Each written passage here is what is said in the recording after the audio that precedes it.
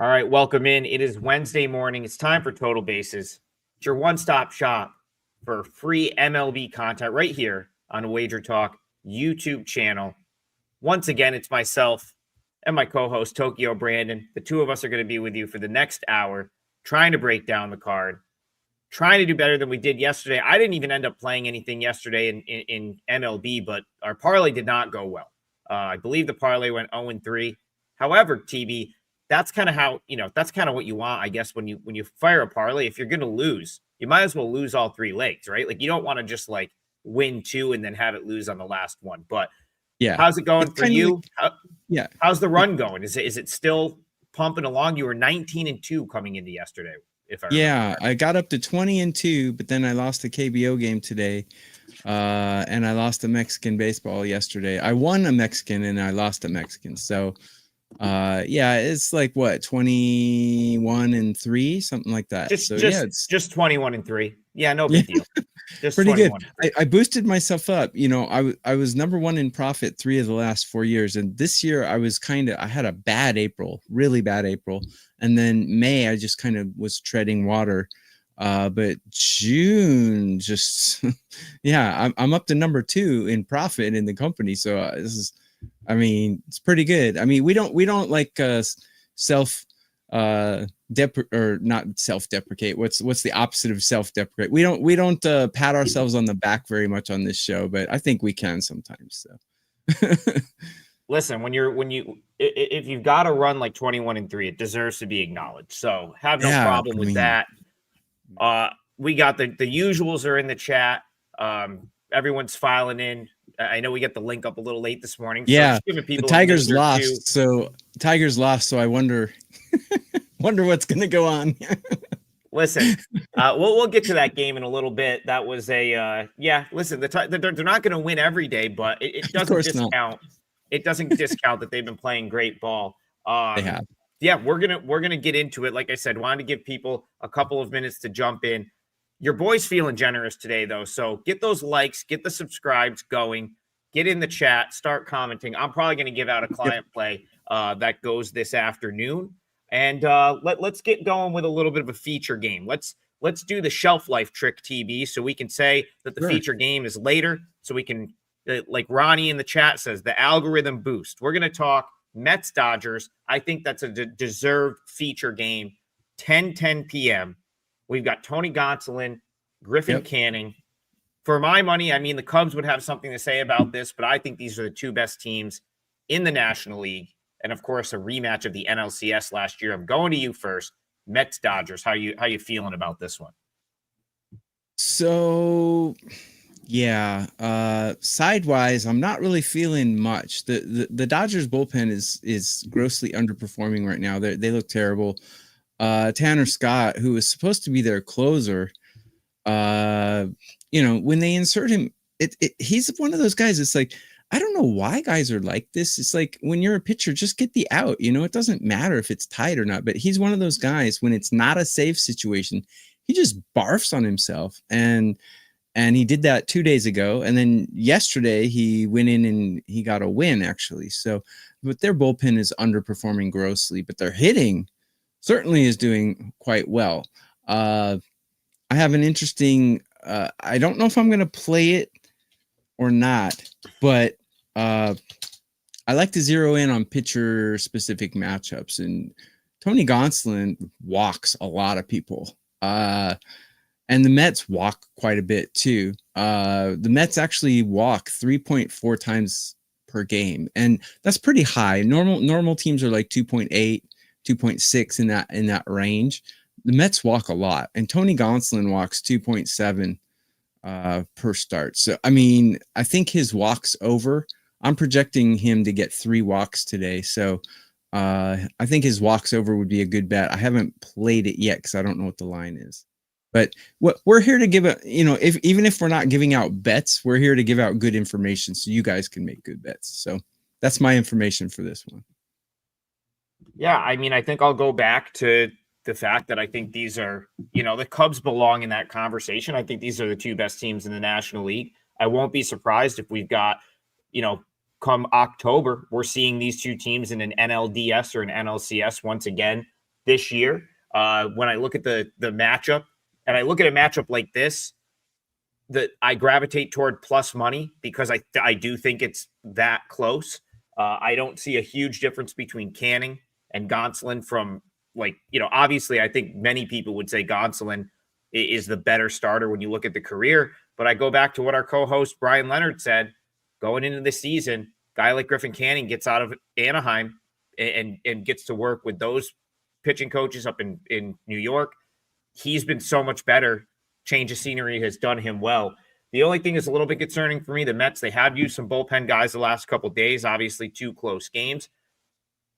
Gut tells me this is going to be another close game, and you've got, something I think can't be understated is Juan Soto starting to come around, because the Mets have gotten to, what, 38 and 23, and really haven't had the full benefit of the guy that their big, huge offseason splash, Juan Soto, who we all know is gonna probably hit to his numbers at some point. So I'm leaning the Mets plus money here. I think the Mets is a reasonable bet from a value standpoint. Not sure if it's something that'll be on my card, but I do think that it is a decent value bet. Chad in the chat, I gotta pull this count up because it's kind of funny. He said, "Let's actually win a parlay, boys." TB says, "We do it for fun. Fun is how my mama got pregnant. We do it for the bread and the meat. We don't win. We don't eat." That is correct. We spoiled the chat, TB, out of the gate, hitting like 4 parlays right off the bat. I think we're still up, even with the losing run on the parlays. I think we're still up 9 or 10 units. So, but yeah, I like Chad. He's trying to get it going. He's saying, "Come on, guys, we got to lock in. We need one today. Maybe we'll go 2-teamer today.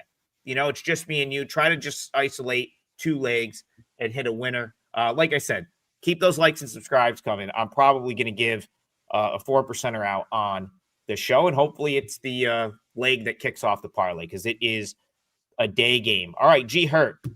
Let's go to a different game here. Kumar Rocker back for Texas. That's an interesting one. They're out in Tampa. I didn't end up playing anything in Major League Baseball last night. The couple were on my short list, and one of them was the Rays. So obviously, in hindsight, kicking myself a little bit because the Rays, of course, won that game. It's Shane Baz for Tampa Bay. He's someone that comes up all the time on this show. So I'll let you start it off. We've got Kumar Rocker for the Rangers, Shane Baz for the Rays. This one's down at Steinbrenner Field, Tampa Bay. Yeah, this one is one of those.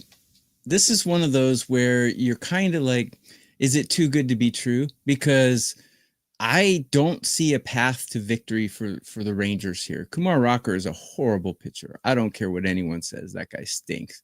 And Baz is a guy that I normally don't back because he's very unreliable, in my opinion. And my rankings on the curve at 30, I have him at 21. So he's in the bottom tier of pitchers. But the Rays bullpen is good. Texas's bullpen is pretty good. But I have been all season looking to play against Texas on a team total under or any kind of under on Texas, because they just can't hit. They just can't hit. And the Rays bats are red hot right now. I got them ranked 4th in MLB. So yeah, I mean, this seems too good to be true. -150 for a team that's so much better than the Rangers. But kind of, I have like the hair on the back of my neck stands up, is like something's wrong about this. Like there's a witch or a ghost here or something, I just can't bring myself to play it. I would maybe look, I checked the Texas team total 3.5 under. You have to be a bad team to get under 3.5 in MLB. So I'm not going to play it, but man, I really want to. What do you think? Well, G Hurt is that's kind of how he framed it. I grabbed the first comment. He likes Tampa Bay. I'm a Shane Baz stan, if you will. Over the years, like I've been hyping this guy up for years, and my whole thing was like, when he's healthy, he's going to be lights out, and he's been, I would say, fine. Like he came out of the gate, started really awesome out of the gate, hasn't quite kept that pace, but I got to go back to one thing you said. I don't think Kumar Rocker is bad. Like I think he hasn't he hasn't put it together at the major league level yet. And he goes back down to the minors and he's lights out. Like his most recent start for Round Rock, 4 innings, 5 strikeouts, 1 walk. He's looked unhittable at times in the minors. He's gotten up to the majors. It just hasn't worked out. So I guess I think his upside is higher than maybe the books are giving him credit for. And the Rays are certainly a lineup that can be shut down, right? We've talked about this before. They kind of get by on doing the little things, getting guys on base, manufacturing runs. Under 9 is not the worst look here, in my opinion. I kind of agree with you in the respect that like this Rangers offense just hasn't gotten going yet. So Kumar Rocker. I'm too high on the Rangers long term to like fade them in this spot. I just think as an underdog, they're still a better team than the Rays. There's I don't want to lay juice in this spot to back the Rays, but I wouldn't be that surprised if he pitched well. Like I said, his last week at Round Rock, his stuff was wipeout.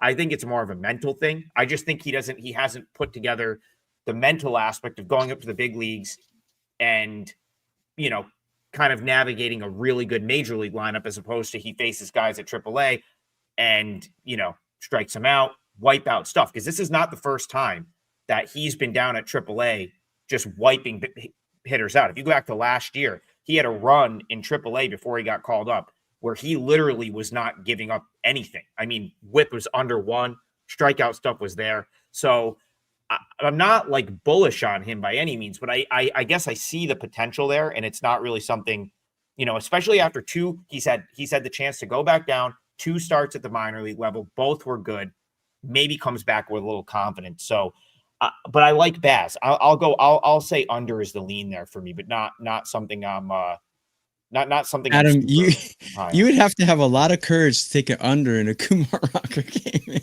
But I'm telling you, the Rangers are not hitting, and the Rays have a good bullpen.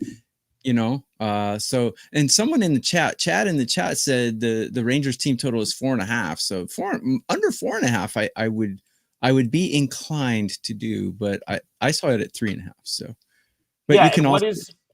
I just want to make sure did I see 9? Is that what the total is for this? I saw 8.5 earlier, but I'm not looking. You're probably right.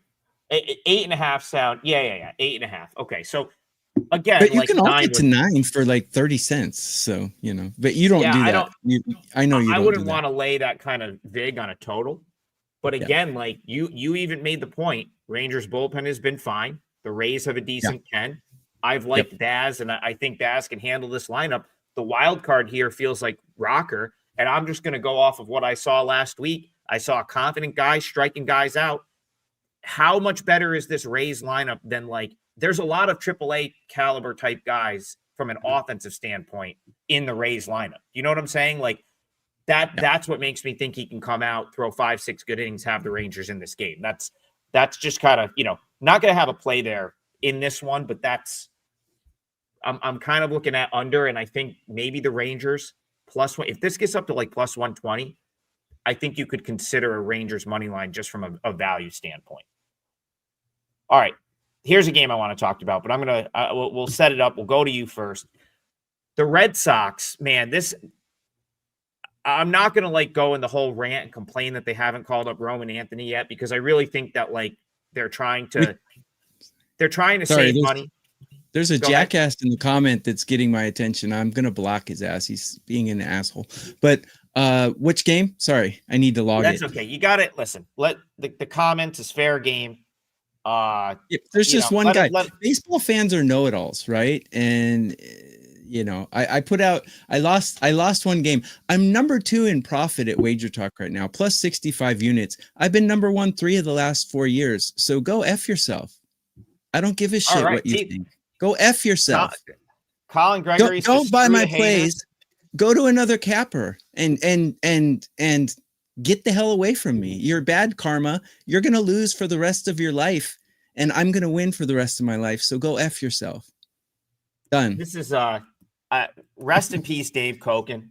Every once in a while, back in the day when Dave was still doing shows, someone would like get his attention in the comments and he would tear them up.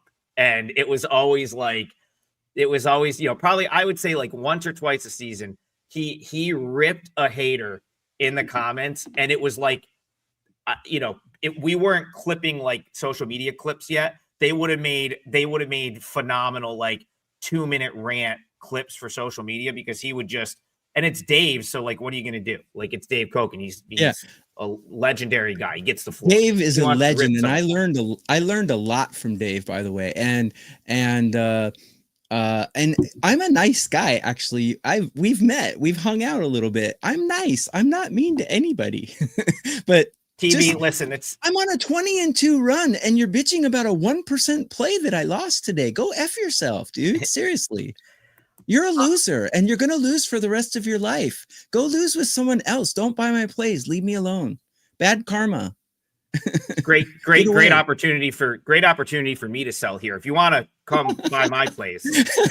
Sorry. Johnny will get mad if he watches this, but man, it's just, people are so stupid. Just go to hell.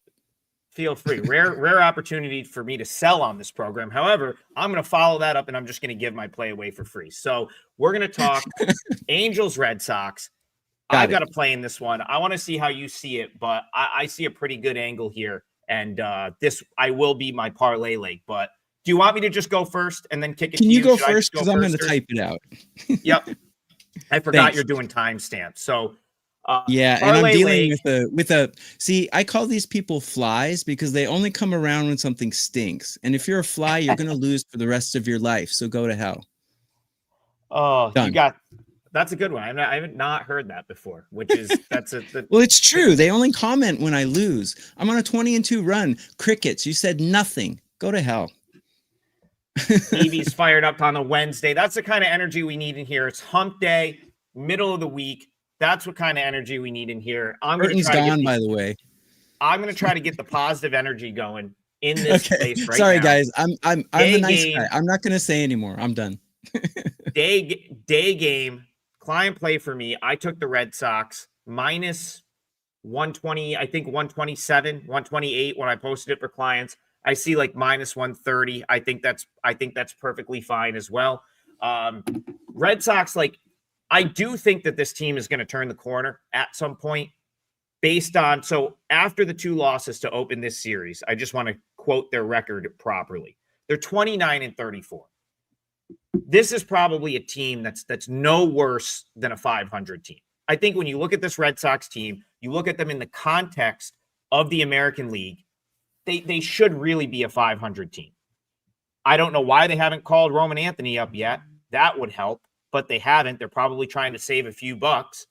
But still, with the Red Sox roster as they have now, I really truly believe that this team figures it out, plays their way to 500. So right now, and this is kind of where I hit with the Red Sox on Sunday, cashed with the Red Sox against the Braves, and that was kind of my rationale there was I'm going to start to look for spots to play the Red Sox because I truly believe that they play their way to 500.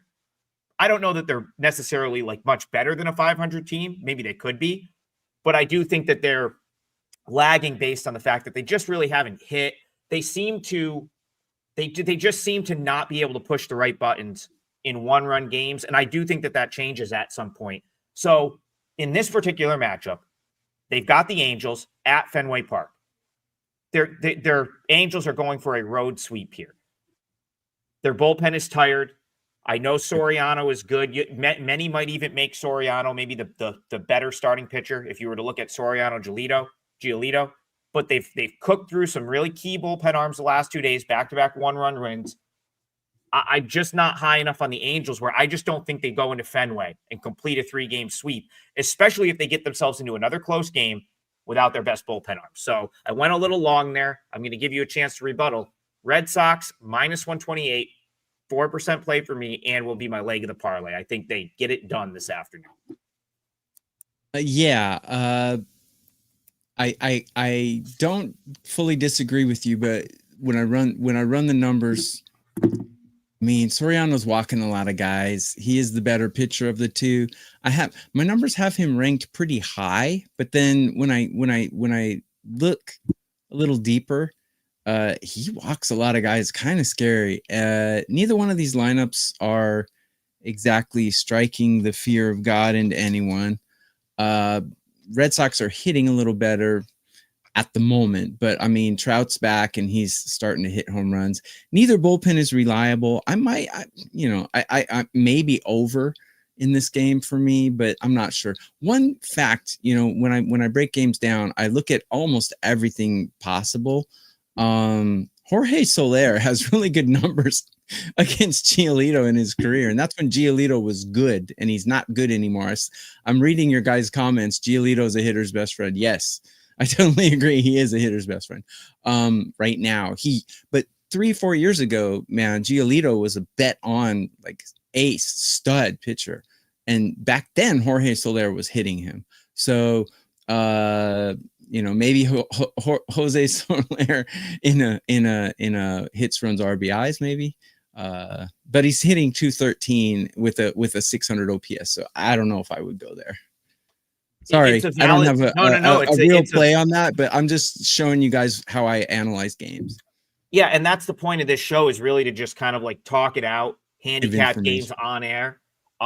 Sometimes I don't even have plays. I actually rarely have plays locked in at the time we're doing the show. Today I have locked this one in. But here's I guess how I look at, like, from a starting pitching standpoint. Yeah, Giolito can give up runs. However, I look at Baseball Savant. I look at some of the pitching metrics. Soriano's like underlying metrics are not significantly better than Giolito. Pitching run values trending toward poor. The fastball is not elite. And I still think this Red Sox lineup is set up to be far more productive than the Angels. Even with Trout back, I know the Angels have played well. The key here for me, and one point I'll kind of push back on that you made, is I think the Red Sox have a tremendous bullpen. And I actually think the Red Sox bullpen has gone unnoticed how good they've been, because they keep ending up on the wrong side of these like 3-1, 3-2 type games. So if you look at like the Red Sox the last couple weeks, how many times have they lost 1-0, 2-1, 3-2? Their pen has been great. Actually, they're starting to trend toward top 10 in a lot of bullpen metrics. And I don't think that they were priced as such coming into the year. Like, I don't think coming into the year people had Red Sox top 10 bullpen on their list, but this bullpen has actually been very good. The Angels, on the other hand, I think a couple days ago we talked about, completely have remade their bullpen with guys like Reed Detmers, putting him into like a bullpen role. Weird. The other one, they put someone else down there that was like kind of a starter, and he's done well. The point, but a lot of these guys have pitched the last couple of days. So I actually think the big edge here is going to be late in the game. I think the Red Sox bullpen gives them the biggest edge in this game. And then the fact that they're playing at home at Fenway, I just see them finally getting the timely hit against the tired Angels bullpen and finding a way to get one back. Yeah, Landon in the chat, Angels bullpen is exhausted. They've used 5 relief pitchers in each of the first 2 games in Boston. What do we talk about? That's what happens when you start winning, right? You start to win close games. You need those 4 or 5 bullpen guys. Tends to be a good spot to go against something like that. And Slick Vic says he kind of agrees with you. So this game sounds like an over. Yeah, I wouldn't be surprised if there's runs here. There's probably runs in this game. These two teams have some power hitters like Devers and Trout, and the Angels, like, I don't know how to pronounce his name, but that Ohopi guy, he's cracking it too. Angels can hit. Yeah. I'll call it. Listen, I'm gonna bold prediction. I'll call it 6-5 Red Sox. 6-5 Red Sox get it done. And something like that is what it seems like it's going to be. Yeah. And I'll take any Red Sox win, but if I hit an exact score, I expect to get hyped up in the comments if I get an exact score here. And that is a client play. So first leg of the parlay, Red Sox money line, and it's also a 4%er. Had a great opportunity to sell on this show after you told people not to buy your plays, and I just gave it away. So drop the ball there, but we get you a free one today. And we got Alex Miller boots on the ground tonight in Washington, D.C. So we got to get this game talked about for him. So on the show yesterday, Nationals plus 1.5 was my parlay leg. I kind of cooled on that throughout the day. Thankfully, I guess for my sake because I didn't end up using it as a client play. And they ended up kind of, the Cubs managed to do what the Cubs can do, have that big inning right there. Nationals had an early lead, and they kind of put the crooked numbers up in the middle of that game to eventually win 8-3. Better pitching matchup tonight, though, TB. It's going to be Mackenzie Gore for the Nationals, so their ace.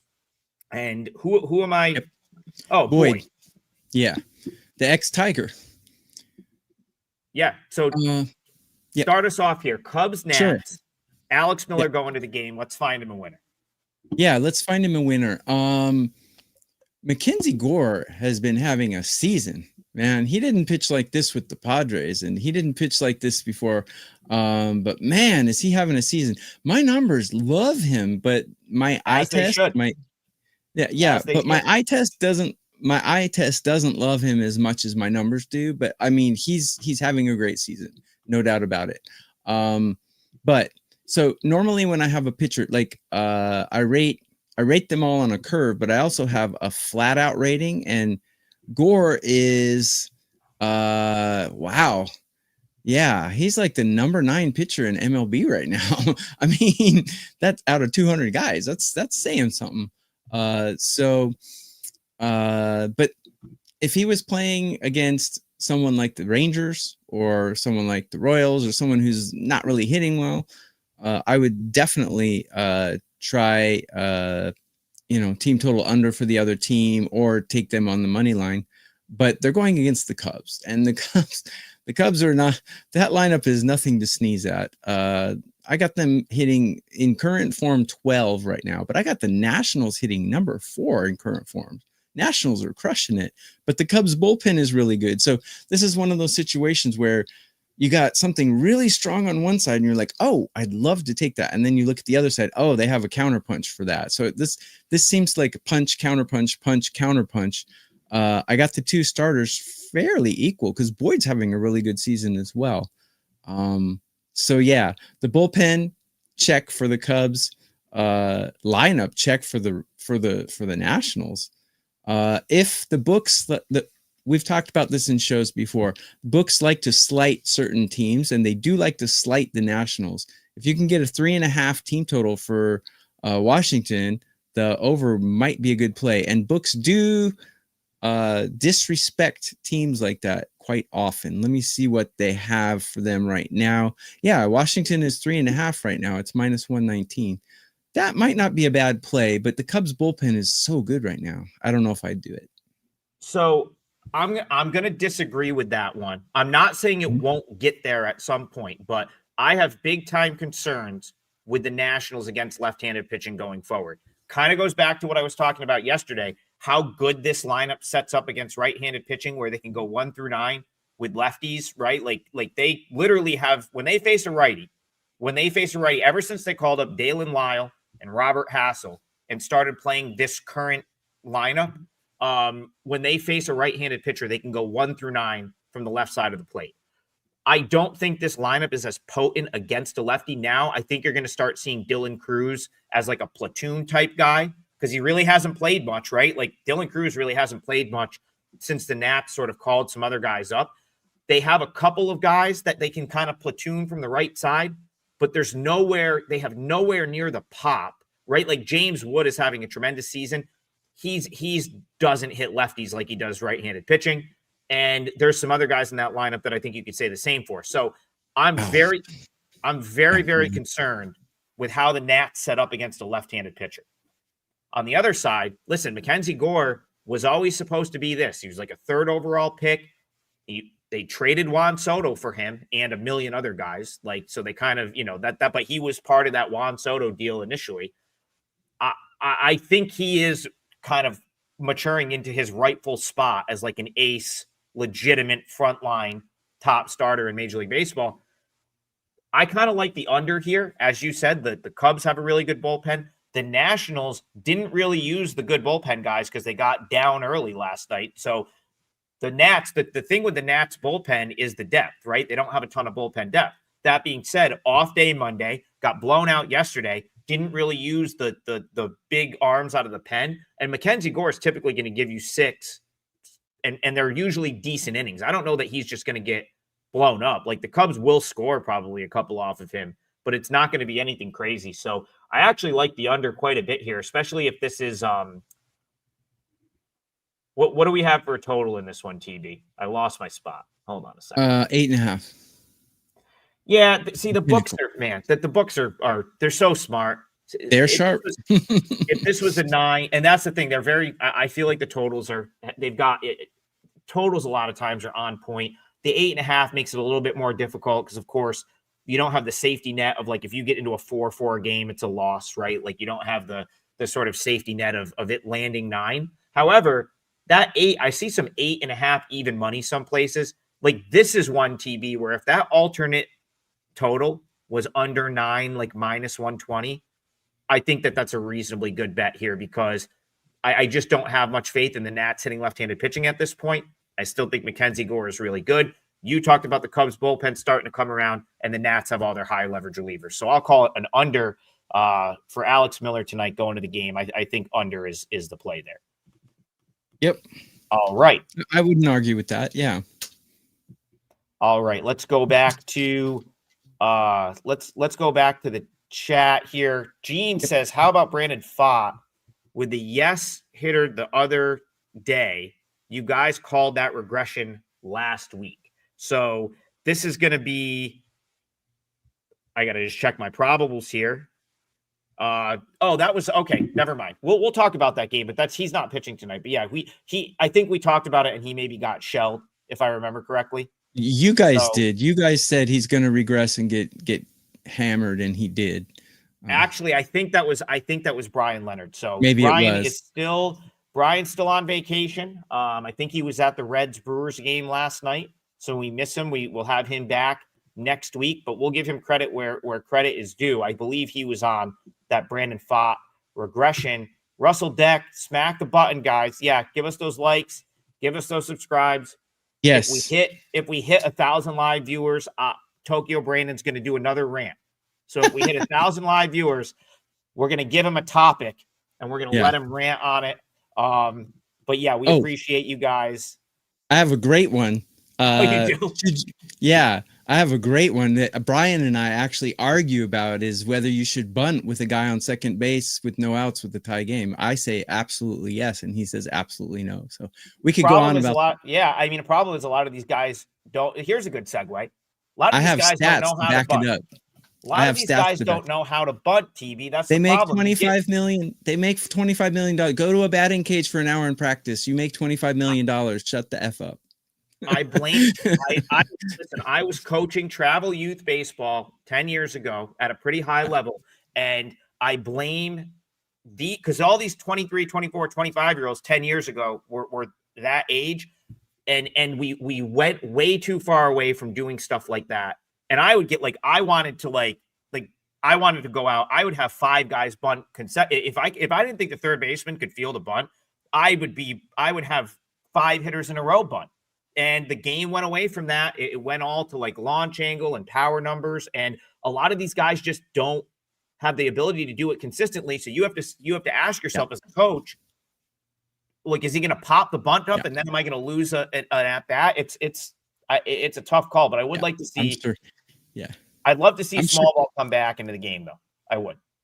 G Hurt, you are absolutely wrong. The statistics and probabilities say bunting is what you have to do. You have if you have someone. Okay, I'm not gonna do that. People want a 10-minute segment on bunting. We need more than 1,000 live viewers for another Tokyo Brandon rant. We're already at quota for the day.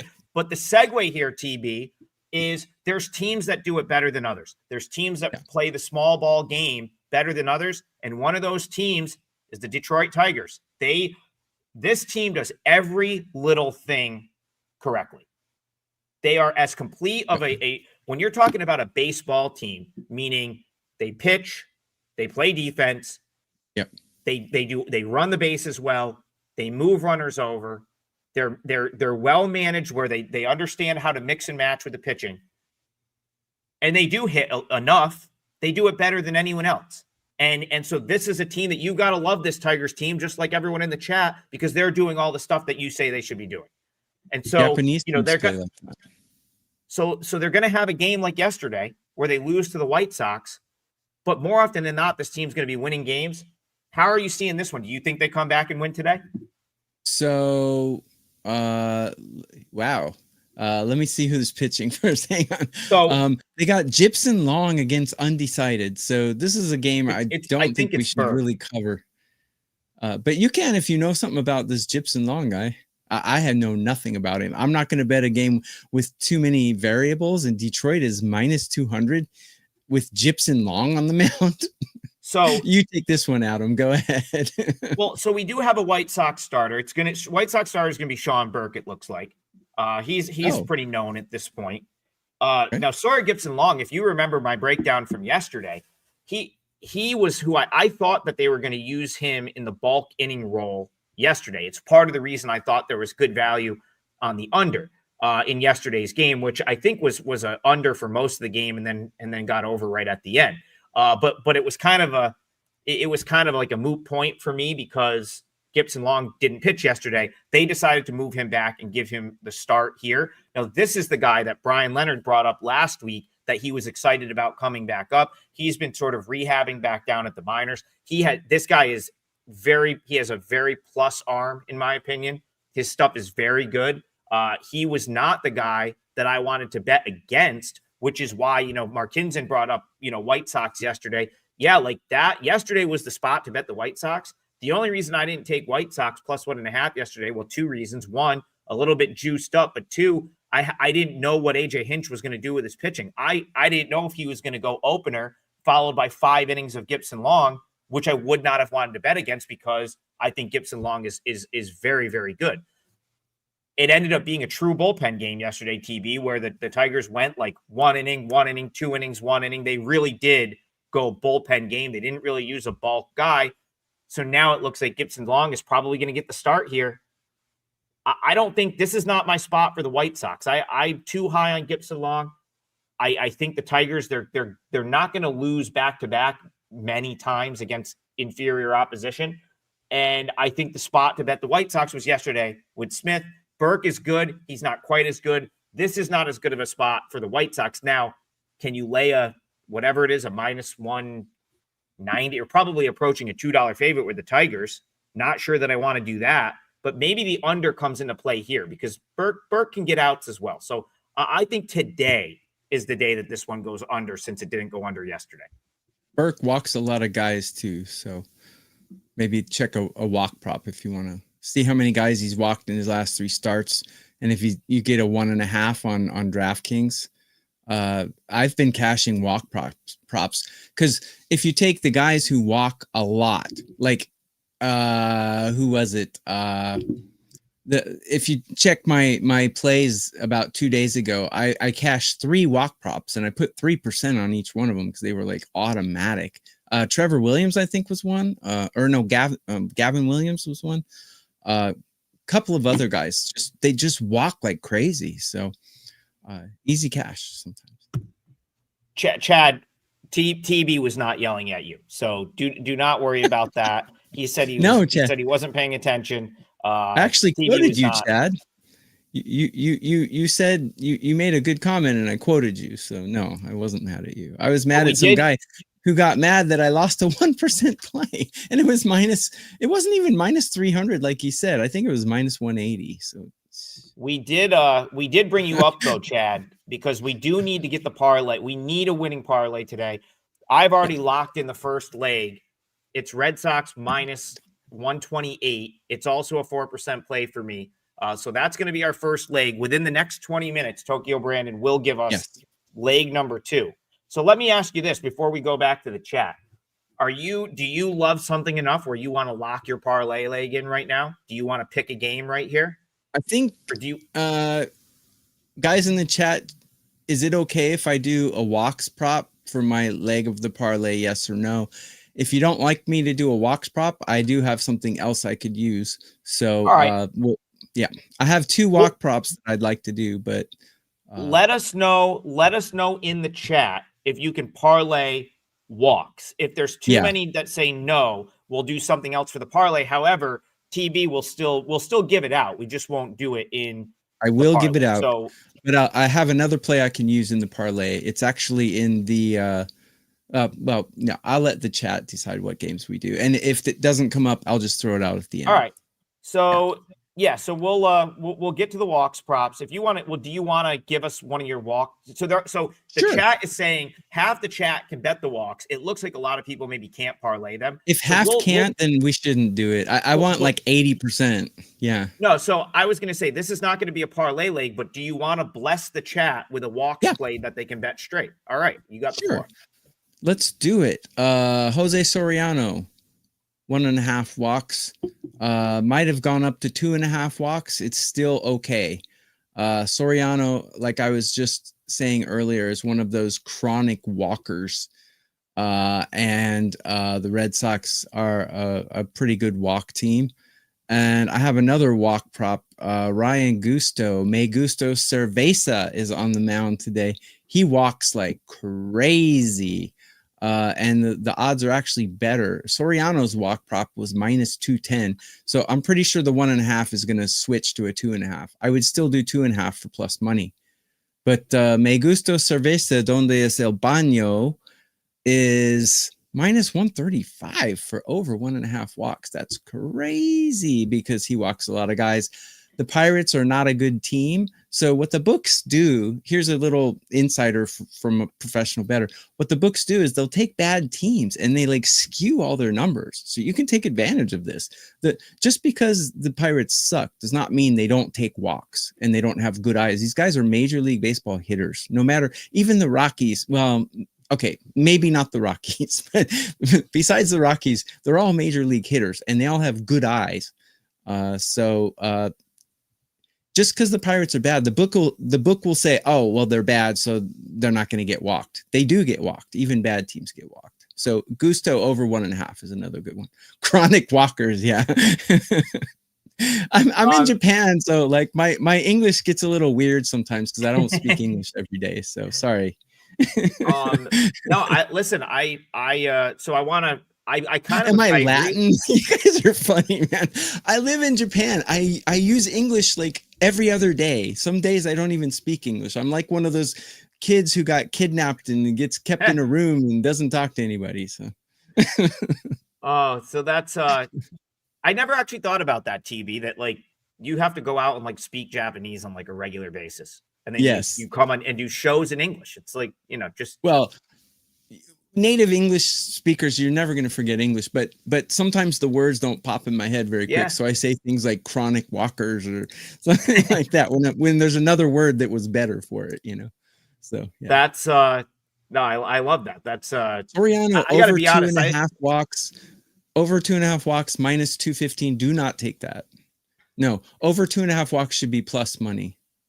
Sorry. Go ahead. So obviously, I'm going to agree with you on the Soriano walks because I love the Red Sox. So I do think that they're going to have good at bats against him. They get to him today. I think you're probably onto something with Gusto as well. He's a guy that I've talked about a couple different times on this show where, like the Astros, they've got a couple of these guys in their system that they're good at AAA. I don't know that they really profile as like an actual big league starter. And there's like a handful of them. So it's like Colton Gordon, Blue Baugh, Brandon Walter, and then Gusto would be the other one where it's like the Astros are such a good organization and they've got a good bullpen.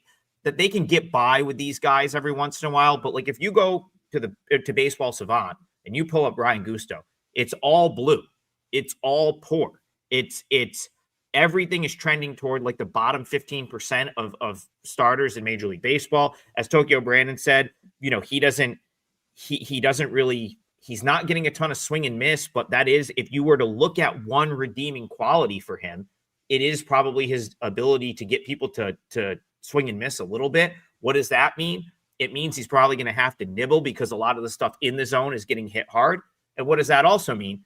He's probably going to walk some guys because he doesn't want to come into the zone if the stuff in the zone is getting hit hard. So I see where you're going with the Gusto walks, and I don't hate this spot for the Pirates. I don't like this Pirates team one bit, but this is a guy, Mike Burrows is a guy that I think has kind of flown under the radar a little bit at AAA because the Pirates are loaded with stud pitching prospects. So down at AAA right now, they've got guys like Bubba Chandler, who's like their prized prospect right now, right? They've got Barco that they just called up from AA. Harrington was supposed to be better. He's not having a great season. The point is, Burrows has kind of flown under the radar, doesn't quite get the respect I think he maybe deserves. Didn't have a great sort of debut, didn't have a great, he got called up last week, wasn't great. I would not be surprised if he pitches a little bit better today and if the Pirates do some damage off of Gusto. The Astros used up their bullpen last couple days. If you have the guts to do it, it's not the worst spot to take a shot with the Pittsburgh Pirates. Can't say that I'll be doing it. Go ahead, TV. Oh, no, I'm sorry. I didn't mean to cut you off. Go ahead and finish your thought. No, that was it. I was just going to say, can't say I'll do it myself, but not the worst spot to take a shot with Pittsburgh if that's how you lean. Go ahead. In current form, I have the Pirates ranked number 7 in hitting. So their problem is pitching, right? I mean, not with Skeens, but their bullpen is a problem. Their pitchers, besides Skeens, are a problem. But their hitting is actually not a problem at the moment. I mean, baseball's a marathon. Everything is fluid. I'm not saying the Pirates are a good hitting team. I'm saying they're in good current form. I think it's reasonable to say they played pretty good ball against the Padres over the weekend. I thought they were very good in that series. So yeah, O'Neal Cruz for the Pirates, right? Yeah, they had a great series over the weekend, and ran into a decent start yesterday. But Gusto's a triple. He's a 4A pitcher in my opinion. Exactly. It's a 4A. Exactly. Maybe a Pirates team total because the books are going to slight the Pirates and give them a 3.5. So it might be a good play. Yeah. I think the Pirates probably score 4 or 5 runs today. If you see a 3.5 team total for the Pirates, I think you jump on that. It can hit. Let's say it can hit. Let's say the Astros do get out to a big lead in this game. The Pirates team total is going to be live as hell because they're going to use their absolutely back-end bullpen guys. So they've got a lot of guys that they need to rest. So you could be sitting there down 5 runs and the Pirates could get it at the end because the Astros are just going to they're not using anyone out of the bullpen that they don't absolutely have to use today. So that's why I kind of lean Pirates. And I think your team total call is very, very on point there.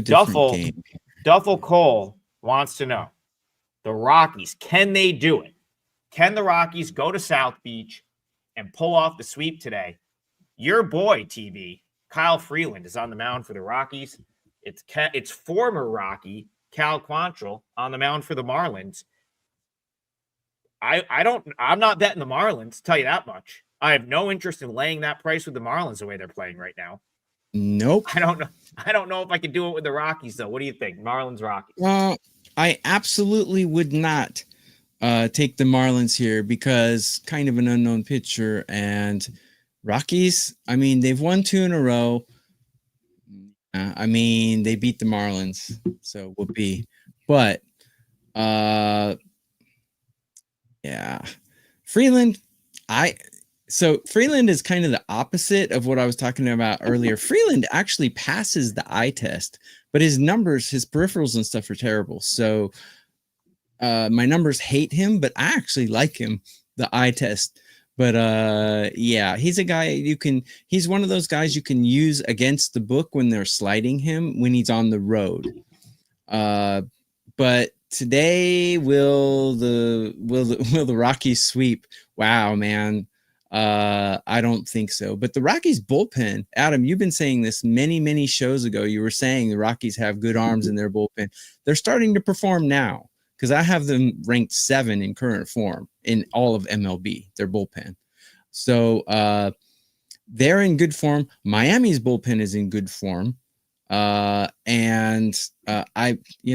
an under in this game would be the way to go. I would not have the cojones to take either one of these teams on a run line. No way. I think that's how you could, if the Rockies, I think they're getting a little bit too much respect now all of a sudden. If that +1.5 was like 20 cents cheaper, I would say, yeah, you can continue to run it back with them. That being said, like, I don't think it's crazy to think they win another game here. Like, these two teams, like, are not that different. I think personally, I've talked about the Marlins and their sort of long-term upside, but they're still very young.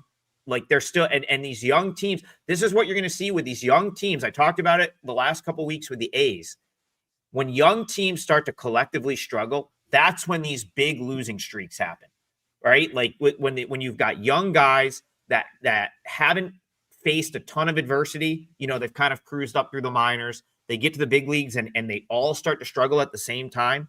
The vibe in the clubhouse is killed, and that's when you see what the A's are going through right now, where it's just like the losses are piling up, right? Because they all start to doubt themselves, and that's just what happens. The Marlins have a lot of young guys, and suddenly some of these young guys are not playing as well, right? Like Max Meyer's not throwing the ball as well. They're not hitting like they were the first couple months of the season. So you're talking about a team that's lost 3 straight games and they've scored an average of 3 runs per game. It could be the start of a little bit of a prolonged losing streak. So again, I don't have the guts to do. I haven't been on the Rockies in the first 2 games of this series. So like for me, I can't jump in now. I feel like I've already missed my opportunity to do that, but I'm not going to put you off. If you've played the Rockies this whole time, I would say just keep riding it.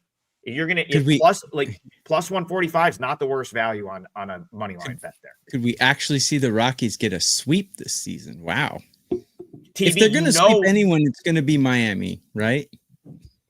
This sweep has to mean more to them than like any other. I would say this is like a bigger game to them to get a sweep than like any other regular season team sweeping another team, right? Like this would be a massive thing for them to say, hey, we went in on the road, got a road sweep. Like from a morale standpoint and just the way they're playing could turn their whole season around, just like with the ability to go forward and be like, hey, we can actually compete a little bit.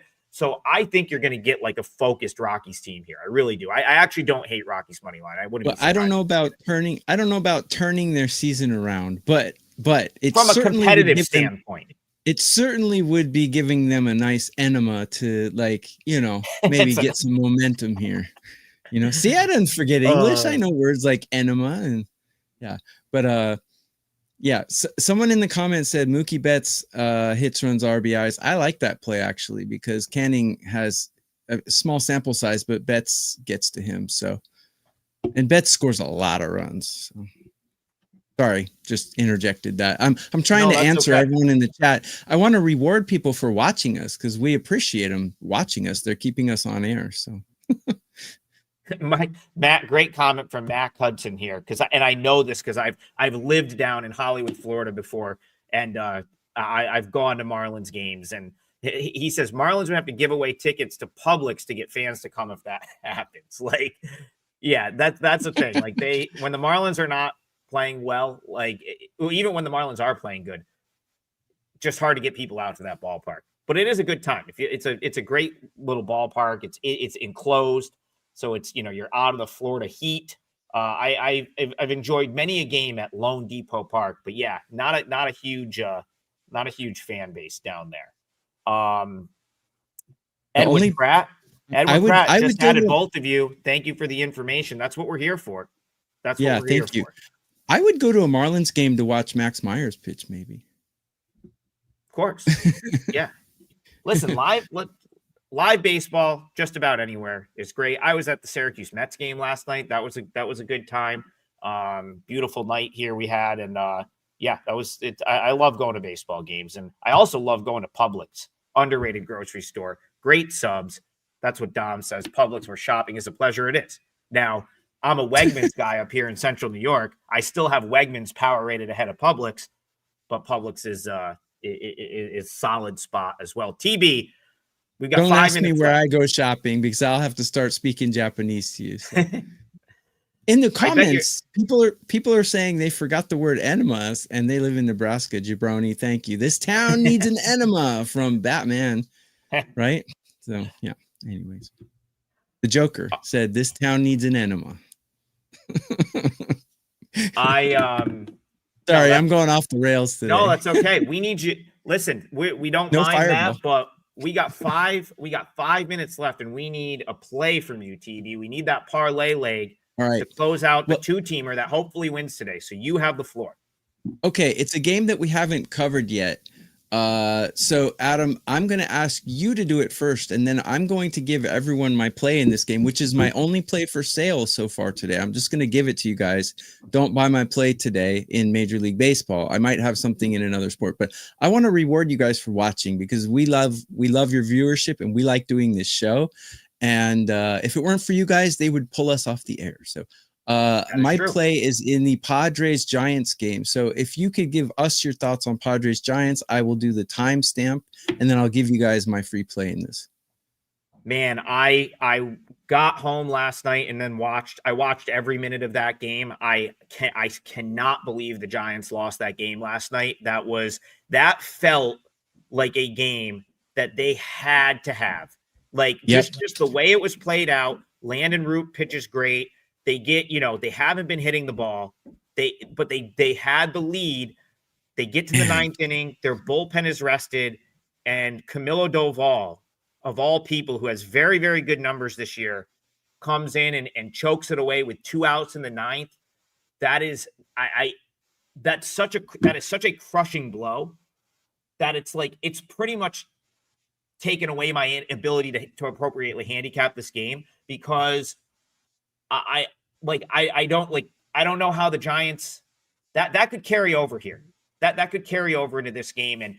But on the other hand, I like Harrison, and I feel like the Giants should be winning some of these games. So that one broke my brain a little bit, TB, because it felt like a game the Giants had to have, and then Doval blows it.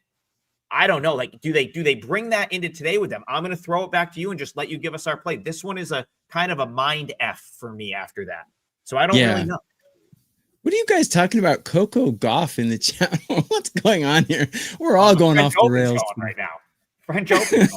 I'm cuckoo for Cocoa Puffs. All right. So I have one play out in Major League Baseball, and I put some client plays out that are alt lines, and not everyone can get alt lines. So I just give those to my clients without selling them. So I gave you my walks. Those are client plays that I put out. I'm giving you guys everything, even if you're not a client of mine. So in this game, here's a funny thing. My numbers. Okay.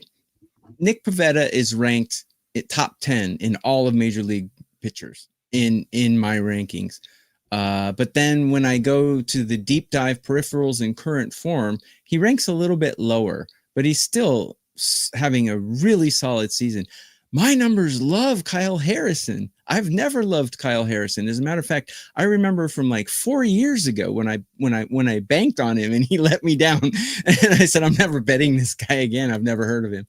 But my numbers love Kyle Harrison. So the book is going to price or set totals for Padres games really high, because the book still thinks the Padres are batting like they were in April, and they're not anymore. Padres, I got them ranked 24 out of 30 teams right now, and I got the Giants ranked 26. We got two really solid bullpens, and we have one starter. I'm not sold on Harrison, but my numbers love him enough to where I'm going to make this play. And I love Pivetta, at least this year. I never liked him when he was with Boston, but I like him now. So first 5 under 4.5. It might be altered to be 4.5. Let me make sure. But I will make sure. Great radio. While we're talking. No, I'm just kidding. This is video, not radio. Hang on. I'm gonna look on DraftKings to see what they have. They usually are good with posting. I got Pinnacle up right now. Total first half. It's 4 at -116 on Pinnacle. That's what we'll do, because that's what most people are gonna be able to get probably. Okay. So sure. The play that I put out to my clients was under 4.5. And it was like -140. It was pretty juiced, but I think -4 is going to be the play that most books are going to offer. Yeah. So So I'm seeing so DraftKings actually will force you to take a juiced 4.5. So we'll do this. We'll do, because the most people are probably going to have a first five under 4 in this game. Okay. So we'll put that in the parlay. So the parlay Make it 4. Will be yeah. I'm going to check one more spot, because And you know what? I think Manny Machado's going to hit the 5th run in the bottom of the 5th or at the top, because Padres are on the road. But I'm going to check. This is a pitcher park too. I think this is going to be under in the first 5. I wouldn't argue with under in the full game either, but the play I'm selling on WagerTalk today, which you guys shouldn't buy now because I'm giving it to you, is under 4.5. I'm a man of the people, even though I chewed one guy out. I rarely get angry. I'm like the most laid back, easygoing guy in the world. I almost never get angry, but man, that guy just ticked me off. Because don't be a fly. Like, don't just comment when people are losing. Like, that's so annoying. Like, if you're commenting when I'm winning, then you can jab me when I'm losing too. But when you just come around when I'm losing, it's like, dude, you're a fly. You just come when it stinks. And I'm the number 1 capper 3 of the last 4 years. Go bag on someone who's losing, not me, man. Seriously. I'm sorry. Okay. I've said it many times. Comes with the territory, TB. You know, I know. That's just how it goes. You've been doing this longer than me. I'm actually fairly new. This is my 4th year as a professional capper. So yeah. Yeah. I gotta be honest. You just can't take it to heart. Like, you know, and here's the thing, like I'll play devil's advocate a little bit. Like, you know, no one wants to lose. So if guys are like, you know, if people, like, when I lose money on something, I get pissed off too. Now I don't, like, you know, that's like, everyone handles it differently, but you know, sometimes people are just, they're a little bit frustrated, and you know, they look to us to give advice. And here's the other thing you got to remember, TB, like sometimes they may have come in and just bought your play one day, right? Like they may have missed your 20 game run. And so as far as they're concerned, you're 0-1. And it's like, again, you got to have a level head to do this. You can't get too crazy in either direction. You can't get too down when you're losing. You can't get too up when you're winning, because you got to know the losses are always around the corner. You're always going to be battling to hit that 55, 56%. And it's just kind of comes with the territory. Even a child can handle winning, but you have to be an adult to handle the losing. And the best capper in the world is going to be like 58%. And 58% is almost unreal, right? So you got to deal with it. You got to deal with it. It's bankroll management. Yeah. I mean, if you have a season where you hit 60, 62, 63%, that's like an insane seat. Like, you'll be hard pressed to try to do it again the next year. Yeah. But that's, you know, we're just trying to give good info, hopefully give some winners. I feel good about this parlay, though. I feel like we've got the winner today. So we're going to today's show parlay. It's going to be a 2-teamer. I'll post the ticket, and they're both client plays for us. So this should theoretically be a good one. I've got a 4% play that I'm giving out for free on the show. Red Sox money line, -128. Tokyo Brandon's going to finish it off with a client play. We're going to call this first 5, Padres Giants first 5 under 4, which is like in the -115, -120 range. Obviously, if you want to throw the 4.5 in there, it's going to reduce your odds, but that is an option as well. About -150, but for a parlay, I think -150 is fair. But we're going to put our big boy pants on, and we're going to go under 4 at -115. Love it. Yep. We got we got to get this one. I want to come back on tomorrow, and you know, again, we don't need 2-teamer. It's still going to be good enough odds. Hopefully we get this W, and we can come back and build on that tomorrow.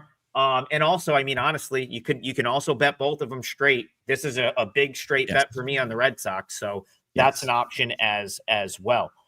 Yeah. Let me just throw this out. We're doing the parlay mainly for fun. Like, as professional cappers, we're not trying to long-term win parlays, but we just want to have, you know, we want to have something to bet with you guys and just, you know, have fun with it. So this is pizza money, basically. Yeah. Normally. Yeah. I will be slamming the Red Sox this afternoon. That will not be, that is not a fun play. Your boy is heavily invested in the Red Sox this afternoon. So I'll leave that here. Got it. Yeah, that's a big one for me. So hopefully we get and what a great start to the day that would be. Then we can chill and wait till like 9:45 Eastern when this first 5. I just hope, man. I can just imagine Manny Machado hitting like a 3-run homer to kill my parlay. But Padres are cold right now, so I don't think it's going to happen. It was Machado that killed Giants backers last night for sure. That is, and I'm with you on the Kyle Harrison stuff. I really like him too. I got to be honest. If that game played out any other way, I'm probably going to come back with Harrison and the Giants here because I think Kyle Harrison is very legit. But it is I just think that was too soul crushing. But if they come out flat, it's going to help your under, right? If they come out flat, it should help your under because if the Giants are not like on point, they're not hitting Pivetta. So I do think that helps your first 5 under. So to review the parlay, what were the odds you had? Because Bryan's not here, so we're just doing 2 legs. So it's not going to be like plus 500 like it normally is. It's going to be like plus 200, right? Yep. So I'm just gonna punch it into like a generic parlay calculator because I know. Listen, some sites are gonna have 4.5, some sites are gonna have 4. So we're gonna grade it minus 130 on the Red Sox and I'll say minus 120, which is what some of these sites are at for under 4. And so the parlay is like it's plus 224. Plus 224. Okay, plus 224. That's cool. Plus 224 for today's parlay. And Adam's a guy I want to get a beer and watch a game with. TB's a guy I want to do a shot and hit the club with. Yeah.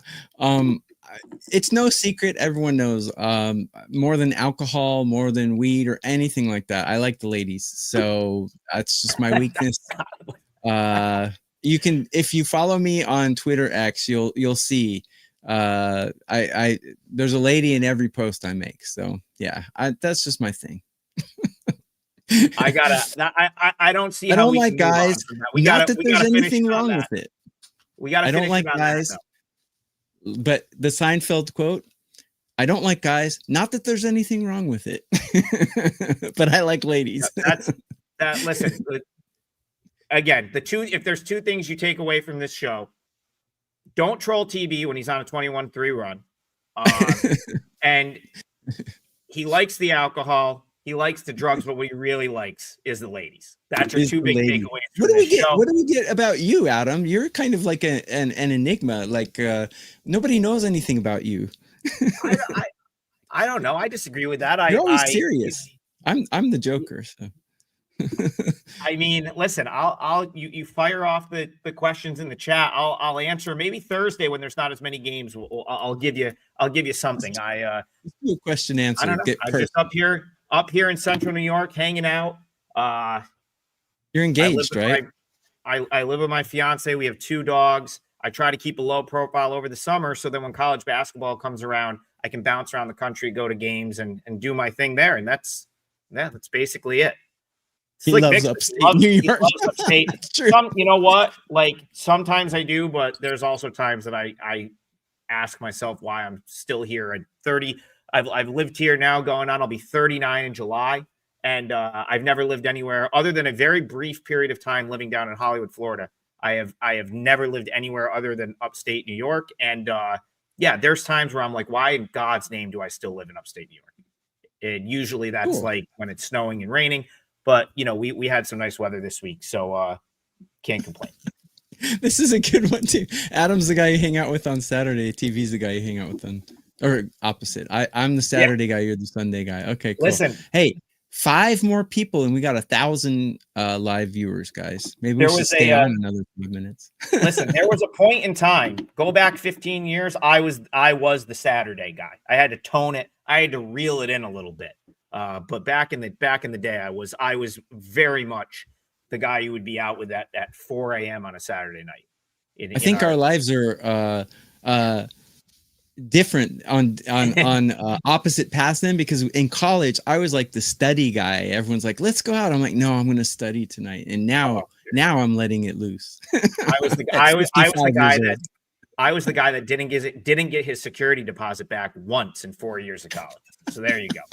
Never got the I got security deposit back. some stories about college at University of Arizona. Anyone in the chat go to University of Arizona?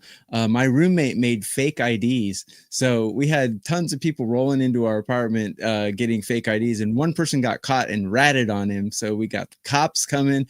I had another guy doing cocaine next door. It was just crazy stuff when I was in college. So we can talk about this on another time, but the Green Dolphin, anyone who went to University of Arizona knows the Green Dolphin. Anyways, we could go on and on. Yeah, we were able to ramble a little bit today because we usually have a hard out with Bryan at 10. We are going to get out of here. Yeah. I do. Brian's kind of the serious, grumpy guy. So he's not grumpy, but he's not grumpy, but he's very serious. He does the show at 6 a.m. on the West Coast, though. I feel him. He probably gets up and like, imagine you had to wake up every day, and before you even get a coffee, the first thing you have to do is listen to me and you. Like, of course he's grumpy. And me drinking. Yeah. But actually, Bryan is my best friend out of all the WagerTalk people. So I'm not talking bad about him. I'm allowed to, because he and I are heavy metal headbanger buddies. We went to Steel Panther concert last year in Vegas together. And next time I go out, he's always scanning the concerts to go to, I want to see Rammstein, and he's looking for tickets and stuff. So like, we're heavy metal buddies, and we have 1,002 people watching live now. Yep. But we're heavy metal buddies. Bryan is my bud, so I'm not talking bad about him. He is very serious though. When I dress like this, he's like, when we meet, he's like, don't dress like that when we meet. I'm not going to walk with you. I can see him saying that. All right, one more time. We have to get out of here, but we appreciate 1,000 live viewers. So I want to read off the parlay, but also my parlay leg is my client play for this afternoon. I'm not even going to put it up for sale. It's just going out to clients, but it is Red Sox minus 128. It's a 4% play. That's an early game. Tokyo Brandon's parlay leg is also a client play, right? Is that one of your client plays? My only client play so far. Yep. It's my only sale. So don't buy my major league play on WagerTalk if you're watching this show. Just listen to the Red Sox portion. Or no, Padres portion. Padres portion. It is Padres Giants under 4, first 5. So that's your 2-team parlay. They're both client plays for us. For me, it's Red Sox minus 128. And for Tokyo Brandon, Padres Giants, first 5, under 4 for the parlay. I think your client play was under 4.5, correct? Yes, correct. I might put more plays out, but that's the only one I have for sale right now. And I'm just giving it to you guys because we need your support, and we're giving you what we can.